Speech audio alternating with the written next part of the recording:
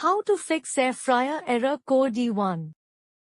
Follow these instructions. Unplug your air fryer from the power source and let it cool down for 10 to 15 minutes to reset any internal system faults.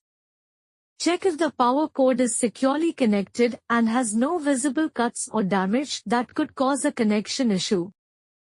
Remove and reinsert the basket and tray properly to ensure all parts are aligned and fit tightly in their correct places.